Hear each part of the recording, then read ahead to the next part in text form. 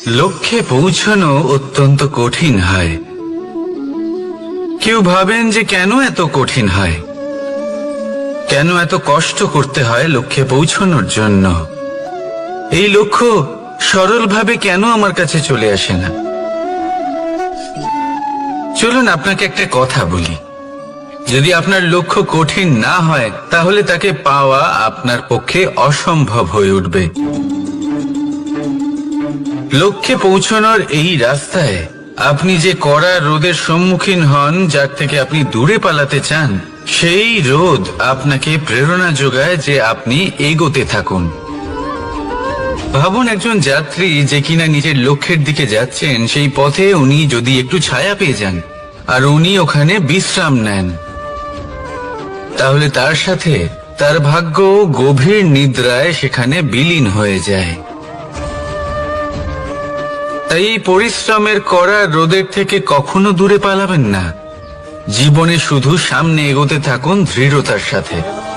আর লক্ষ্য সরল হোক, কঠিন হোক বা অত্যাধিক কঠিন হোক, একটা কথা মনে রাখবেন, যে জীবনের লক্ষ্যে পৌঁছতে পেরেছে সে লক্ষ্য প্রাপ্তির জন্য আফসোস কখনোই করে না। রাধা রাধা। ধৈর্য, এই ধৈর্য কি কোনো গুণ, কোনো অনুভূতি, কোনো দৃষ্টিভঙ্গি? আমার জন্য ধৈর্য এক বাহন। আপনি হয়তো ভাবছেন এই কেমন বাহন? বাহন তো ঘোড়া হতে পারে, হাতি হতে পারে, উটও হতে পারে, কিন্তু ধৈর্যকে বাহন বানানো মানে? চলুন আপনাকে একটা কথা বোঝাই। পৃথিবীতে এমন কোনো বাহন নেই যে তার আরোহীকে আছড়ে ফেলেনি। সেটা উট হোক বা হাতি হোক বা ঘোড়া হোক, চলতে চলতে কখনো নড়বড় করেই বসে। তারপর সেই আরোহী পড়ে কারোর পায়, তারপর পড়ে তার নিজের নজরে। কিন্তু ধৈর্যরূপী বাহন কখনো কাউকে ফেলে না, কখনো না। না সেই আরোহী কারোর পায়ে পড়ে আর না তো নিজের নজরে। কারণ ধৈর্য আপনাকে বিবেক প্রদান করে, বিবেক আপনাকে পরিকল্পনায় সাহায্য করে, আর পরিকল্পনা প্রদান করে আপনাকে শক্তি আপনার লক্ষ্যের দিকে অগ্রসর হওয়ার। বুঝলেন? ধৈর্যকে সঙ্গে রাখুন, নিজেকে আরো ধৈর্যশীল করে তুলুন। এই ধৈর্যের সাহায্যে আরোহণ করে দেখুন কিভাবে এই বাহন আপনাকে আপনার গন্তব্যে পৌঁছে দেবে। রাধা রাধা। সংসারে এমন একটা ভ্রান্ত ধারণা রয়েছে যে সবকিছু ভাগ্যের দ্বারা পাওয়া যায়, কিন্তু ভাগ্য, প্রারব্ধ এ তো সকলের জন্যই সমান হয়। এটা তো ব্যক্তির উপরে নির্ভরশীল হয়, তার আকাঙ্ক্ষার উপরে নির্ভরশীল হয়, বাসনার উপরে নির্ভরশীল হয়, স্বভাবের উপরে নির্ভরশীল হয় যে উনি সেটা নিয়ে কি করেন। দেখুন এই প্রসাদ কিন্তু সকলকেই দেওয়া হয়, কিন্তু তা গ্রহণ করবেন কিভাবে সেটা ব্যক্তির উপরে নির্ভর করে। আপনাকে এক উদাহরণ দিই। যেমন ধরুন দুজন মানুষকে আমি একটা করে মাটির ডেলা দিলাম, সেটা নিয়ে তারা কি করবেন? একজন মানুষ তার ছোট ছোট ডেলা বানাবেন আর পথযাত্রীদের ওপরে ছুঁড়ে মারবেন, হাসি ঠাট্টা করবেন, তাদের বস্ত্র নোংরা করে দেবেন, সেটাতেই উনি আনন্দ পাবেন। অন্যদিকে দ্বিতীয় ব্যক্তি সেই মাটির ডেলা দিয়েই নিজের জন্য একটা কুঁড়ে ঘর বানাবেন। সেই কুঁড়ে ঘর যা রোদেতে, বৃষ্টিতে, ঝড়ে তাকে সুরক্ষিত রাখবে। অনুভূতি, এই অনুভূতি বদলাতে শিখুন। এই অনুভূতি অত্যন্ত গুরুত্বপূর্ণ। ভালোবাসাতেও এই অনুভূতি হলো অত্যন্ত গুরুত্বপূর্ণ। ভালোবাসা সে বন্ধুর সাথে হোক, মা বাবার সাথে হোক, ভাই বোনের সাথে হোক, স্ত্রীর সাথে হোক, যে কারোর সাথে হোক, মনে রাখবেন এই হলো সেই অনুভূতি যা আপনার ভাগ্য নির্ধারণ করে থাকে। তাহলে আসুন আমার সাথে প্রেমের অনুভূতি নিয়ে বলুন, রাধা রাধা। লক্ষ্য, পথ, আর সাফল্য, এই তিনটেই একে অপরের সাথে জড়িত। কিন্তু অনেকবার মানুষ এদের ঠিকভাবে বুঝতে পারেন না। তারা ভাবেন যে যেরকম লক্ষ্য হবে সেরকমই পথ হবে, সেই মতোই লক্ষ্য কঠিন হলে পথ কঠিন হবে, লক্ষ্য সরল হলে পথও সরল হবে। যদি আপনাকে আসল সত্যের সাথে অবগত করাই, তাহলে দেখবেন সবকিছুই এর উল্টো। লক্ষ্য নিজের পথ বানায় না, পথ সেটাই যেটা আপনি স্বয়ং নির্বাচন করে আপনি নিজে বানান। সেই অনুসারেই আপনি আপনার লক্ষ্যে পৌঁছতে পারবেন। সেই জন্য জীবনে যখনই লক্ষ্যে পৌঁছানোর পথের বিষয়ে আপনি কোনো সিদ্ধান্ত নেবেন, তাহলে তা ভেবে চিন্তে নেবেন, কারণ এই পথ অত্যন্ত গুরুত্বপূর্ণ। পথ যদি শুভ হয়, তাহলে লক্ষ্য আপনা থেকেই শুভ হয়ে যায়। তাহলে আসুন আমার সাথে ভালোবেসে বলুন, রাধা রাধা। ভাগ্য আর কর্ম, এই দুই এমন শব্দ যাকে ঘিরে সমগ্র সংসার। কেউ বলে আমার ভাগ্যে এটা ছিল না, যা পেলে আমার জীবন অন্যরকম হতো। কেউ বলে আমার গত জন্মের কর্ম নিশ্চয়ই এমন ছিল, যে কারণে এই জন্মে এরকম ভাগ্য পেয়েছি আমি। এসব বাদ দিন আর একবার শান্ত চিত্তে ভাবুন। আপনি বুঝতে পারবেন যে ভাগ্য আর কর্ম এই দুই এই জন্মের।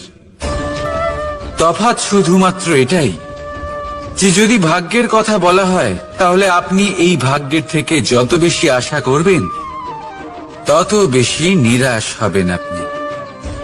কারণ এই আশা আপনাকে কর্ম করা থেকে আটকায়। যদি কথা বলা হয় কর্মের, তাহলে নিজের কর্মের প্রতি যত বিশ্বাস রাখবেন, তত বেশি সফলতা আপনার কাছে আসবে। তাই একটা কথা মনে রাখবেন, ভাগ্য আপনার কর্ম নির্ধারণ করে না, কিন্তু আপনার কর্ম আপনার ভাগ্যকে অবশ্যই নির্ধারণ করে। রাধা রাধা নাম কত সাধারণ একটা বিষয়।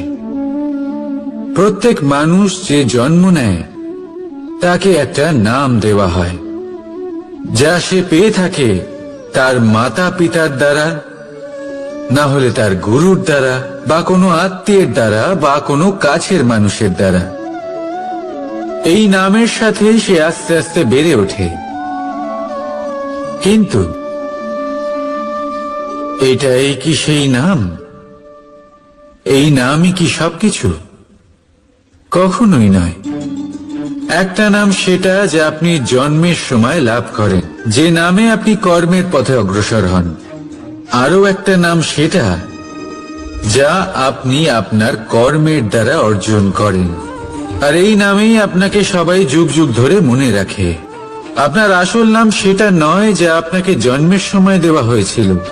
আপনার আসল নাম সেটা যেটা আপনি আপনার কর্ম দ্বারা লাভ করেছেন। কারণ সেই লাভের পেছনে প্রচুর প্রয়াস লুকিয়ে থাকে, অনেক পরিশ্রম লুকিয়ে থাকে। কিন্তু যদি আপনি চান যে মানুষ আপনার নাম মনে রাখে, তাহলে আপনাকে কর্মের পথে অগ্রসর হতেই হবে। শুভ কর্ম করতে হবে, অনর্গল চেষ্টা করে যেতে হবে, মহান কাজ করতে হবে। আর বিশ্বাস করুন, আপনি একটা মহান নামের ফল অবশ্যই লাভ করবেন। রাধা রাধা। আমি এখানে একা এই বনে বসে আছি, বাঁশি বাজাচ্ছি। কার জন্য? কে আছেন এখানে? কেউ নেই। আমার প্রজা, আমার রাজ্য, আমার পরিবার আমার থেকে অনেক দূরে আছেন। আমি এখানে একা এই বনে বসে এই আকাশের এই রঙের, গাছের এই সব ফলের, মাটির সুবাসের আনন্দ উপভোগ করছি। কেন? আমি হলাম দ্বারকাধীশ। এমন কি রাজকীয় বা ভৌতিক সুখ রয়েছে যে আমি ওখানে পেতে পারি না? সবকিছুই পেতে পারি, তাও এখানে বনে একা বসে আছি। কোন সুখ খুঁজে চলেছি? একা থাকার সুখ। আমরা প্রত্যেকদিন অনেক মানুষের সাথে, চিন্তাধারার সাথে, কর্মের সাথে, পরিস্থিতির সাথে, সুখ দুঃখের দ্বারা বেষ্টিত থাকি। জীবনের এই চক্রে আমরা জড়িয়ে পড়তে থাকি। যতই আমরা এই সমস্যার সমাধান করি, আমরা ততই এতে জড়িয়ে পড়ি। আমরা এতটাই জড়িয়ে পড়ি যে যখন আমরা আয়নায় নিজেদের দেখি, তখন আমরা নিজেদের চিনতেই পারি না। এমন মনে হয় যেন আমরা নিজেদের হারিয়ে ফেলেছি।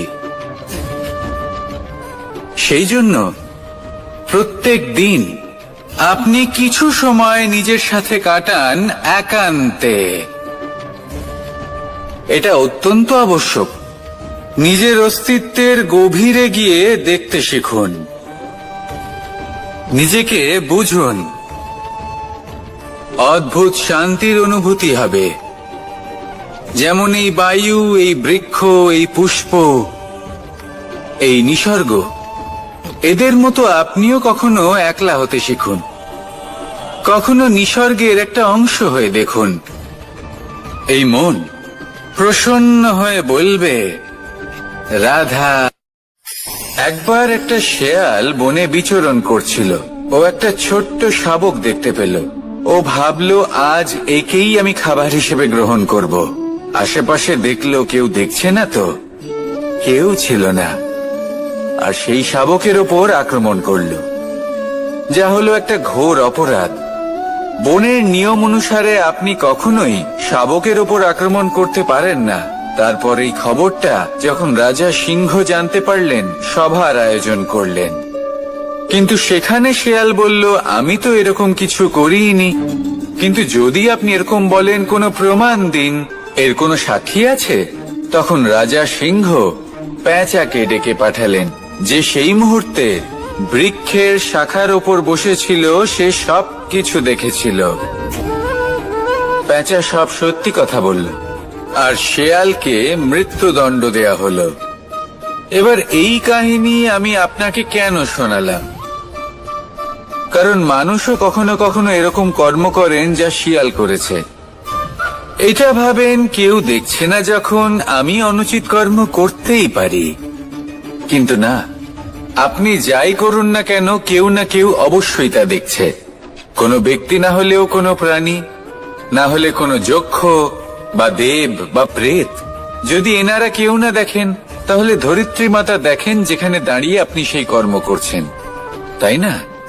তাই একটা কথা সবসময় মনে রাখবেন, কে দেখছেন কে দেখছেন না, সেই বিষয়ে ভাবা ছেড়ে দিন। এটা খুব সহজ কথা। আপনি যদি উচিত কর্ম করেন, উচিত ফল পাবেন। যদি অনুচিত কর্ম করেন, তাহলে আপনি অনুচিত ফল অবশ্যই পাবেন। সেই জন্য উচিত পথে চলতে থাকুন, উচিত কর্ম করতে থাকুন, আর আমার সাথে ভালোবেসে বলুন, রাধা রাধা। বাহ! পুষ্পের সুবাস আমার খুব ভালো লাগে। অত্যন্ত সুন্দর হয় এই পুষ্প। এইভাবে চারিদিকে পুষ্প দেখে মন আনন্দিত হয়ে ওঠে। এবার আপনারা ভেবে দেখুন, আমার চারিদিকে পুষ্প নয়, আগুন আছে। তাহলে কি হবে? আমার শরীর কি জ্বলে যাবে না? অবশ্যই জ্বলবে। শরীরকে কি আগুনের তাপ সহ্য করতে হবে না? অবশ্যই সহ্য করতে হবে। এটাই হলো প্রকৃতির নিয়ম। এই নিয়ম কিন্তু আমরা সবাই জানি, কিন্তু আমাদের মধ্যে বেশিরভাগ মানুষ এই বিভ্রান্তি নিয়ে বাঁচি যে এই যে প্রকৃতির নিয়ম, তা আমার ওপর প্রযোজ্য নয়। তা কিন্তু নয়। আমাদের চতুর্দিকে এই যে নিসর্গ রয়েছে, আমরা তার কতটা ক্ষতি করি সেটা একবার ভেবে দেখুন। আমরা বনাঞ্চল জ্বালিয়ে দিই, বায়ু দূষিত করি, জল দূষিত করি, প্রাণীদের হত্যা আমরা করি। কেন?